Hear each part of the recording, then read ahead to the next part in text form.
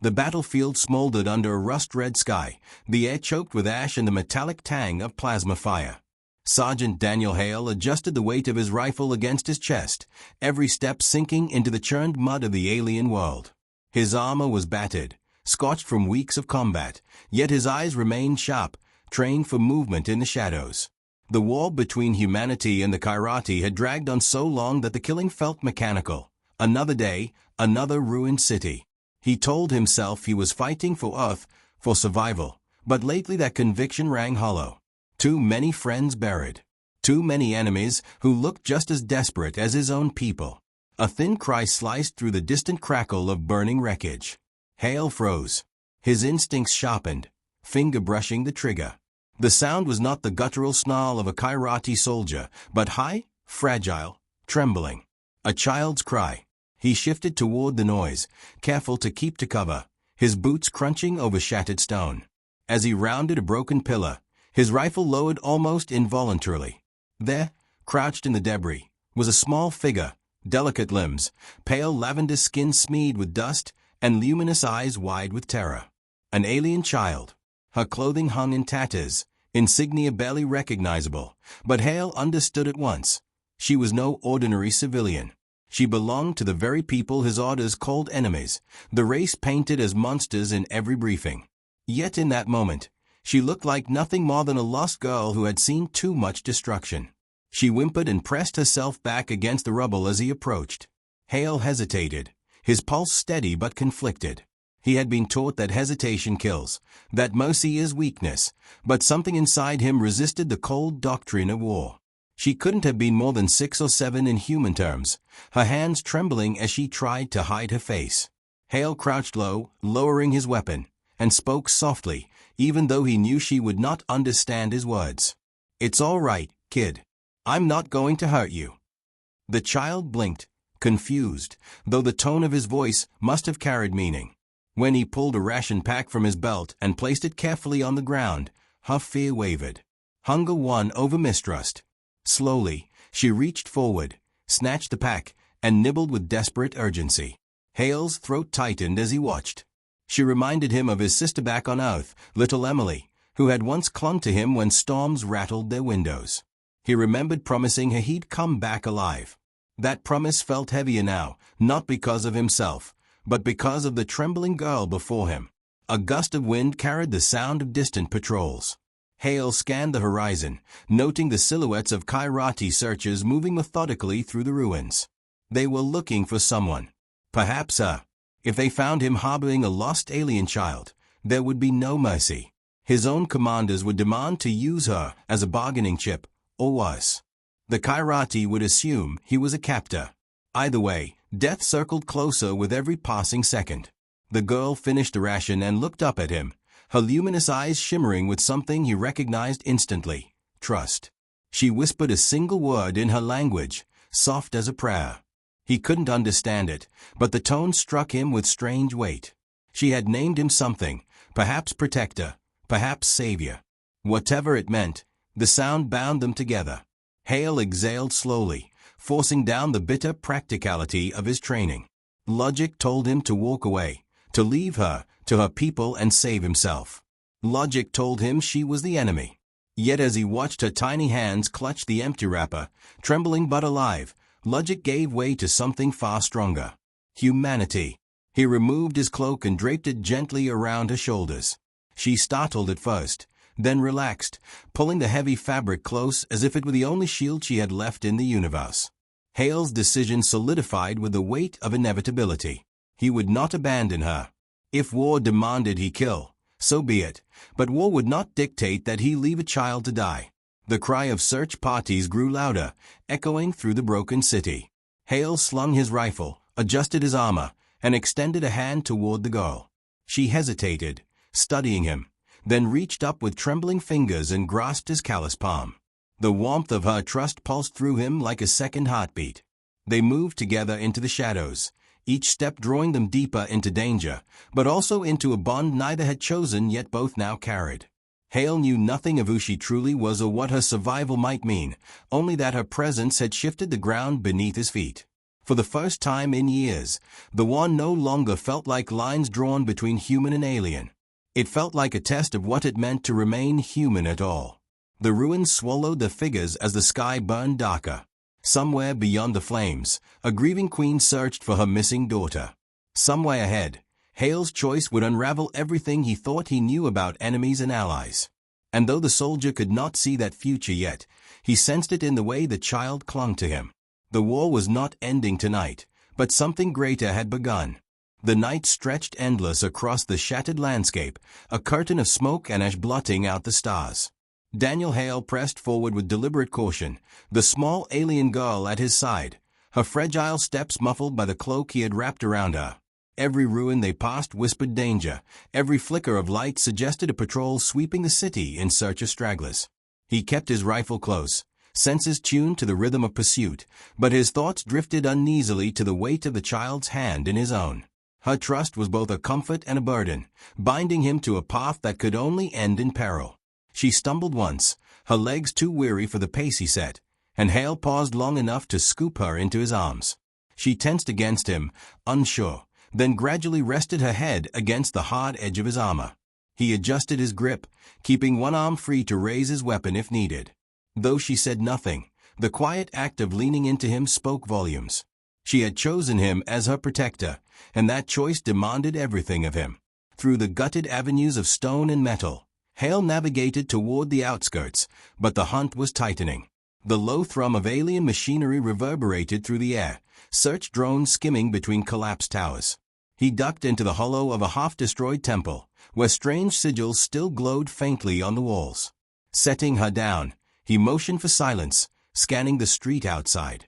When no patrol passed immediately, he knelt before her. "Do you understand me?" he asked softly, though he expected only confusion. She tilted her head, eyes shimmering in the dim light, then drew shapes in the dust with her finger, an oval, then a crown-like mark above it. Hale frowned, realizing she was trying to tell him something. Slowly, she pressed her hand to her chest and whispered a name. The syllables were foreign, delicate, yet carried weight. Hale repeated them, clumsy but earnest. Her face lit briefly with recognition. He still didn't know the meaning, but the way she said it filled him with unease. The crown's symbol, the desperate searches, her strange aura of importance. It was dawning on him that she was more than a lost child. Perhaps the daughter of someone powerful, someone central to this war. If that were true, returning her to his superiors would mean leverage, but in his gut, he knew what military hands would do with such a prize. She was no bargaining chip. She was a child who deserved to return to her family, no matter the lines drawn in blood. A flicker of movement snapped him from his thoughts. Hale yanked her close and pressed against the wall as a squad of Khairati soldiers marched past, their armor gleaming with an otherworldly sheen. They moved with lethal precision, eyes scanning the ruins, weapons ready. The girl buried her face in Hale's chest, trembling. He stayed still, every muscle taut, until the patrol's footsteps faded into the distance. When he finally dared to move again, she lifted her head and studied him. Her lips formed a single word, halting but clear, safe. The accent was thick, but the meaning struck him like a bullet. She was learning from him, bridging the vast gulf of language one fragile step at a time. A knot of emotion tightened in his chest, equal parts pride and dread. The bond was no longer tentative. She had given him a role, and he could not fail her. Hours stretched into a blur of evasion. Twice more they narrowly avoided discovery. Once by slipping through a soot tunnel slick with chemical runoff, once by scaling the jagged remains of a collapsed bridge. Each trial drew them closer, the girl mimicking his gestures, learning when to crouch, when to stay silent, when to run. In quieter moments, she would hum a tune, soft, haunting, filled with a sorrow Hale could not translate. He listened, letting the melody steady him as exhaustion clawed at his body. But doubt gnawed as well. What was his endgame? He couldn't bring her to human command without betraying her trust. He couldn't carry her aimlessly through a war zone either. If her mother truly was among the Khairati leadership, then Hale's only real option was to deliver her back into enemy hands. That choice might cost him his life, yet he found the thought oddly bearable. Better his death than the corruption of her innocence. The decision weighed heavily as dawn crept over the horizon, painting the ruins in sickly light. Hale's resolve was tested when they were finally cornered. A drone spotted them near an abandoned transport hub, its shriek splitting the air before it unleashed a burst of plasma. Hale dove, shielding the girl with his body as fire scorched the wall behind them. He rolled into cover, returning fire with practiced precision, his shots tearing the drone apart in a burst of sparks. But the damage was done. The alarm had been raised. Shouts echoed as soldiers converged. Hale scooped her into his arms again and sprinted, weaving through broken corridors, his lungs burning. Plasma bolts scorched the stone around them, each near miss a reminder of how slim their chances had become. The girl clung to him, her tiny fingers gripping his armor, whispering the same word she had used before, the word that sounded like protector. He couldn't understand her language, but the plea was unmistakable. Don't leave me. Pain seared his side as a bolt grazed him, tearing through plating and burning flesh beneath. He staggered, nearly falling, but forced himself forward, adrenaline drowning the agony. The girl cried out, trying to press her small hands against the wound, though she could do little to help. Her tears struck harder than the injury itself. He gritted his teeth and pushed on, every step fueled by a desperate faith in him. At last, after a frantic chase through the ruins, Hale burst into the skeletal remains of a transit station. He collapsed behind the rusted frame of a transport car, chest heaving, blood seeping through his armor. The girl knelt beside him, whispering horrid words in her tongue, her hands trembling as she tried to stem the bleeding. She was terrified, but she refused to leave him. For all her vulnerability, she showed a courage that mirrored his own. Hale forced a grim smile, resting a hand on her shoulder. "We're not done yet," he rasped. She nodded, understanding more from his tone than his words. The war still raged around them, the enemy closing in, yet the bond between soldier and child had solidified into something unbreakable. As the echoes of pursuit grew nearer, Hale realized that his decision had already been made. He would see her home, no matter the cost. His blood might stain this broken world, but if she could return to the arms of her mother, then perhaps one small corner of the galaxy could still be redeemed. The thought gave him strength enough to rise again, rifle in hand, child pressed close. The chase was far from over, but together they would face whatever came next. The alien capital shimmered on the horizon like a dream wrought from metal and light, its spires twisting upward into the gray sky, catching the sun in iridescent hues. Daniel Hale crouched in the shadows of a ridge, sweat clinging to his brow despite the chill air. The girl nestled close beside him, her hand clutching his cloak, her wide eyes fixed on the city as though recognizing something more than stone and steel. For days he had carried her through fire and blood, eluding patrols, fighting when cornered, bleeding in silence so she would not see his fate. Now, as the towering gates loomed ahead, the enormity of his choice settled upon him. To step forward meant walking directly into the heart of the enemy, where survival was almost impossible. Yet to turn away meant betraying the fragile trust of the child who clung to him, as though he were her last tether to life. He shifted his rifle on his shoulder and studied the approach. Alien banners fluttered along the outer walls, symbols he could not read but instinctively understood as marks of power. The gates were guarded by soldiers whose armor gleamed like obsidian, weapons humming with restrained energy. He had faced their kind in battle, had seen how ruthlessly they cut down enemies, but this time the rifle in his hands felt less like a weapon and more like a burden. He did not come as a soldier. He came as a guardian. The girl whispered a word, the same soft syllables she had spoken in the ruined temple, and pointed toward the gates. Her voice trembled with longing, but her eyes held certainty. This was home. Hale's throat tightened. He had guessed her importance, but only now did it become undeniable. She was royalty, a figure whose return could shift the tide of war. He exhaled slowly, then took her hand and began the descent toward the city. The moment they crossed into the open, shouts rang out. Guards leveled their weapons, forming a semicircle around them, their alien visors reflecting Hale's blood-stained armor. He stopped, lifting his free hand in a gesture of surrender, though he kept the girl close. She pressed against him, her small fingers gripping his hand with desperate strength. One soldier barked a command, and though Hale could not understand the words, the hostility was unmistakable. He dropped his rifle to the ground, letting it clatter against the stone. The girl tugged at his cloak, then stepped forward, her tiny frame trembling. Her voice rose, thin but clear, calling out the same word again and again. The guards froze. A ripple of shock passed among them, weapons lowering as recognition dawned. Hale's pulse quickened. Whatever she had shouted carried authority he could not comprehend, but it was enough to halt the circle of death closing in around them. Then the crowd parted, and she appeared. The queen of the Kyrati moved with a presence that silenced even the armored guards. Her form was tall, regal, draped in flowing garments that shimmered with the colors of deep space. Her eyes blazed like molten silver, sharp and unyielding, yet carrying a sorrow that radiated even through her commanding poise. Hale's breath caught. This was no distant figure painted by propaganda, no faceless enemy. She was a mother searching for her lost child. The girl broke free from Hale's grasp and ran forward, crying out with unrestrained joy. Yet before she reached her, she stopped, turning back to point at him. Her voice rang louder, the words insistent, echoing through the courtyard. Hale couldn't understand the language, but he understood the gesture. She was telling them about him. She was telling them he had saved her. The queen's gaze shifted to him, and the weight of it nearly drove him to his knees. In her eyes he saw not gratitude but suspicion, fury barely tempered by restraint. To her, he was the enemy who had dared to touch her daughter, perhaps even steal her. Her guards raised their weapons again, awaiting only her command. Hale slowly lowered himself to one knee, his head bowed, palms open. He had no words to bridge the abyss between them, no defense that could absolve him.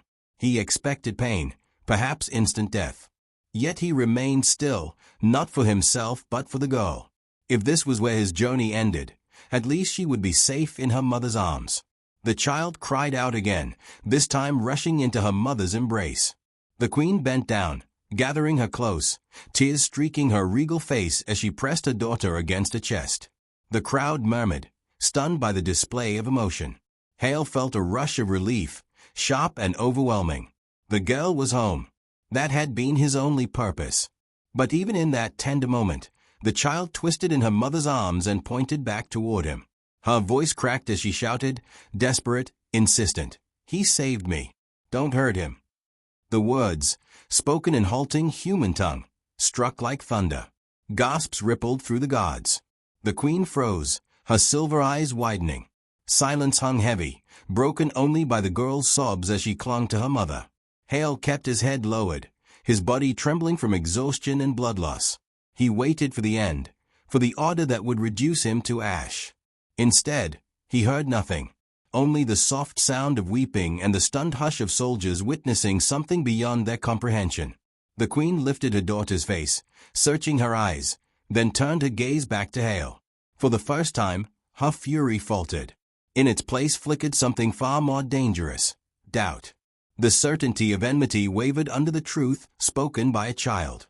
She tightened her embrace, but her eyes lingered on Hale, weighing him not as an enemy soldier, but as the man who had delivered her daughter back from death. Hale remained still, every instinct telling him the moment balanced on a knife's edge. He had achieved what he set out to do, but survival was no longer in his hands. The future of more than one life now rested in the decision of a grieving queen. The courtyard held its breath, waiting for her verdict. The queen's silence stretched long enough to bend time itself. Her soldiers remained rigid, weapons raised, awaiting the signal that would unleash death upon the kneeling human. Yet no command came. Instead, the queen lowered her head to rest against her daughters, listening as the child whispered frantically in her ear. The girl repeated the words again and again, in broken human syllables that no one could mistake. "He saved me." The sound carried across the courtyard, echoing against the towering spires until it became something greater than a plea. It was a declaration, fragile yet unyielding, spoken with the clarity only a child's honesty could possess. Soldiers exchanged uncertain glances. The queen's silver gaze softened, the grief carved into her face shifting into something more complex. She raised her head, and when she spoke, her voice trembled, though it retained the authority of a monarch. "Why?" The single word was spoken in Hale's tongue, precise yet heavy with an accent that shaped it into something almost foreign. Her eyes pierced him, demanding truth. "Why did you bring her back?" Hale lifted his head slowly, exhaustion weighing on every movement. His body screamed from wounds left untended, but he forced himself upright enough to meet her stare. "Because she's a child," he answered, voice hoarse but steady. "War doesn't change that. She deserved to live, no matter which side she was born to." The Queen's expression flickered, as though some part of her had long forgotten such a simple truth. Around them, soldiers shifted uneasily, their certainty unraveling. The idea that an enemy could act with compassion defied years of indoctrination. Hale's words landed with quiet force, unadorned by rhetoric or excuse, and their sincerity was undeniable. The Queen lowered her gaze to her daughter, who nodded vigorously, whispering again in her native tongue. The child's small hand tugged at her mother's garments, pointing insistently toward the human who had carried her across a burning world. The Queen closed her eyes briefly, her chest rising with a breath that seemed to carry the weight of centuries of hatred. When she opened them again, the fury had dimmed. She raised a hand, and the soldiers slowly lowered their weapons. Murmurs spread through the crowd like wildfire, disbelief giving way to wonder. Hale sagged slightly, relief washing over him, though he remained ready for betrayal. The girl wriggled free of her mother's embrace just long enough to run back to him. She clutched his arm, her small voice ringing with conviction as she declared, "Protect her." The Queen froze at the word, her lips parting. It was not one of her people's titles, but something greater, something ancient. She studied Hale with a gaze that no longer saw him as a faceless enemy. The child pressed against him, refusing to let go, and in that defiance lay a truth no weapon could erase. The silence broke with a ripple of awe that spread across the courtyard. Some soldiers lowered their heads in respect, others in confusion, but none dared to move against him. The Queen rose to her full height, regal and commanding, and declared in her own tongue words that Hale could not understand but felt in his bones.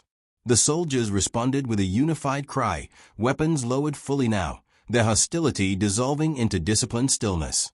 Hale struggled to his feet, leaning heavily on his rifle for support. Blood seeped from his side, staining the cloak the child still clung to. He looked at the Queen, uncertain of what would come next. "I didn't do this for peace," he said quietly, though he knew she might not understand. "I did it for her." The Queen's gaze softened again, and for the first time, gratitude glimmered in her eyes. She stepped forward, closing the distance between them, and laid a hand on her daughter's head. Her voice, though low, carried to all who gathered. "Perhaps peace begins with such things." The words were simple, but their impact rippled through the assembly. Hale felt the truth of them settle deep in his chest. He had not come to end a war, yet somehow, in saving one life, he had shaken the foundation upon which the war had been built. The hatred that defined human and alien alike faltered beneath the sight of a mother reunited with her child. The girl looked up at him, her eyes luminous with unspoken gratitude. She whispered again the word she had given him, softer this time, as though sealing it forever. "Protect her." Hale's chest tightened, not with pride, but with humility. He had no desire for titles, no hunger for glory. He wanted only to see her safe, and now, at last, she was. The Queen turned to her people, raising her hand for silence. She spoke in long, measured tones, her words carrying both grief and hope. Though Hale could not decipher them, he understood their essence. This moment would not be forgotten. This act of compassion would not be erased by propaganda or drowned in the tide of battle. It would live as a seed, fragile but growing, in the hearts of those who had witnessed it. Hale swayed on his feet, exhaustion finally overtaking him. He sank to one knee, his vision dimming, but before he collapsed, he felt the child's arms wrapped tightly around him. Her voice, high and desperate, called out to her mother, demanding he be saved. The Queen's command rang sharp, and attendants rushed forward, lifting Hale gently, carrying him toward the palace. His eyes fluttered closed, and in the haze of fading consciousness, he thought of his sister on earth. He wondered if she would ever know what he had done, if the story of a lone soldier who returned an enemy's child would cross the stars. Perhaps it did not matter. The child was safe, and that was enough. The last thing he heard before the darkness claimed him was a Queen's voice, low and solemn, speaking in her own tongue but with a tone he understood. Gratitude, respect, and something more, a recognition that in the heart of war, one man had chosen compassion, and in doing so, altered the fate of two worlds. The war would not end overnight. Battles would still be fought, and blood would still be shed. But in the courtyard of the alien capital, a fragile bridge had been built, and its first stone was laid not by kings or generals, but by a wounded soldier and a lost child who had chosen to trust him. That truth would endure, a quiet defiance against the endless cycle of hate, whispering into the future that even in war, humanity could shine. Hale woke to the sound of silence, broken only by the soft rhythm of alien instruments humming somewhere beyond his reach. His body ached as though it had been stitched back together with fire, every breath sharp but bearable. When his vision cleared, he saw that he lay upon a bed not of human design, but woven from crystalline strands that pulsed faintly with light. The walls of the chamber shimmered in muted colors, and the air carried the faint sweetness of herbs. He was alive, though he could not fathom why. A small figure stirred beside him. The girl sat cross-legged on the floor, her cloak still wrapped around her shoulders, eyes wide with relief the moment she realized he was awake. She scrambled to her feet, clutching his hand, babbling in her language with an urgency he could not understand but felt in his bones. Her voice trembled with joy and fear all at once, and Hale found himself squeezing her hand, as though to assure her that yes, he was still here. The door parted with a low chime, and light spilled into the room. Soldiers entered first, their presence cold and unyielding, followed by the queen herself. She moved with the same commanding grace as before, her garments whispering against the floor, her eyes fixed upon him with intensity that made his pulse quicken. The girl released his hand only to dart toward her mother, tugging insistently, pointing back to him. The queen raised a hand, and the soldiers halted. For a long moment she regarded Hale in silence, studying him as though peeling back the layers of his soul. At last she spoke, her words deliberate, carefully shaped in human speech. "You live because my daughter wills it. Were it not for her, your bones would lie in the ash outside our gates." Hale struggled upright, wincing at the fire in his side. He inclined his head, not as a soldier to a monarch, but as a man acknowledging truth. "Then I owe her my life as much as she owes me hers." The queen's gaze flickered, caught off guard by his answer. Her daughter pressed her small hands together, whispering in her mother's ear. The monarch listened, then exhaled slowly, as if conceding to a force even greater than her throne. "She calls you protector," the queen said, the word strange yet powerful upon her tongue. "To my people, that word carries weight. It is not given lightly." Hale met her eyes, the weight of exhaustion stripped bare from his voice. "I never asked for it, but I won't refuse it, not from her." A silence settled again, charged with something deeper than hostility. The queen dismissed her guards with a wave, leaving only herself, the girl, and Hale in the chamber. She drew closer, her presence sharp yet no longer bristling with anger. "Do you know who she is?" Hale hesitated. He had guessed, but the truth spoken aloud would change everything. "She's your daughter," he said finally. "My only child," the queen confirmed, her tone softening just slightly. "Taken from me by those who sought to fracture this empire. For cycles I thought her dead, her light extinguished. Then you, an enemy drenched in my people's blood, returned her to me. Tell me, Daniel Hale, what am I to do with you?" Her question lingered like a blade above his throat. He thought carefully before answering, choosing words that mattered. "Do what you must. I didn't save her to bargain for my life. I saved her because she's a child, because she deserved to go home. If that costs me, so be it." The queen studied him, eyes narrowing, but in them was no longer the certainty of execution. There was conflict, visible cracks in the armor of hatred she had worn for years. Her daughter clung to her leg, repeating the word again and again, "Protector." The queen closed her eyes briefly, and when she opened them, something in her had shifted. "You have complicated everything," she murmured, half to herself. "My people clamor for vengeance against yours.